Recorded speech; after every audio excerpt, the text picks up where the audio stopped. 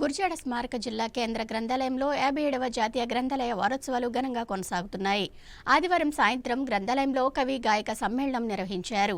సాహితీ స్రవంతి సరోజిని మహిళా మండలి సంయుక్త ఆధ్వర్యంలో జరిగిన ఈ కార్యక్రమంలో పలువురు కవులు పాల్గొన్నారు.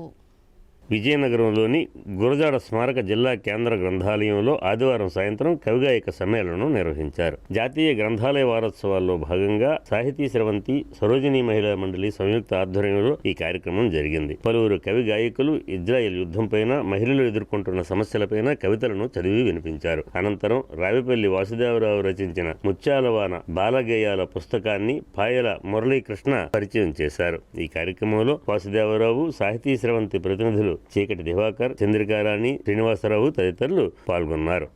ఈ బాల సాహిత్య సృజన గత 10 సంవత్సరాల నుంచి నేను చేస్తున్నాను. మాకు ఈ సృజనను నేర్పించిన వారు పూజ్యులు మన ఉత్తరాంధ్ర ప్రజా వాగ్గేయకారుడు, కవి శ్రీ గంటేరు గౌరవ్ మాస్టారు, అలాగే బాల సాహితీ కేంద్ర సాహిత్య అకాడమీ అవార్డు గ్రహీత బలగాం భూమేశ్వరు, వీళ్ళిద్దరూ కూడా నాకు ఈ బాల సాహిత్యం ఎలా రాయాలి ఏమిటనేది ఓన్మాలు నేర్పి నాకు ఇప్పటికీ కూడా నా చేయి పట్టి నన్ను నడిపిస్తున్నారు. వారికి సర్వదా కృతజ్ఞతనే ఉంటాను.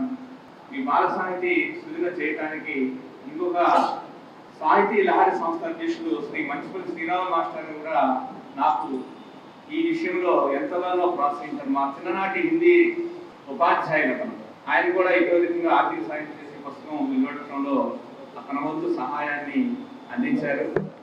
అలాగే బాలలకు మనం ఏదైనా మేలు చేస్తే అది ఎంతో సంతోషాన్ని ఇస్తుంది. ఈ విధంగా విజ్ఞానము, వినోదము, వికాసము ఈ మూడు కలిగినటువంటి కథలు కానీ, గేయాలు కానీ రాసి పిల్లలు నేర్చుకుంటే అది మరింత ఆత్మతృప్తినిస్తుందనడంలో సందేహం లేదు.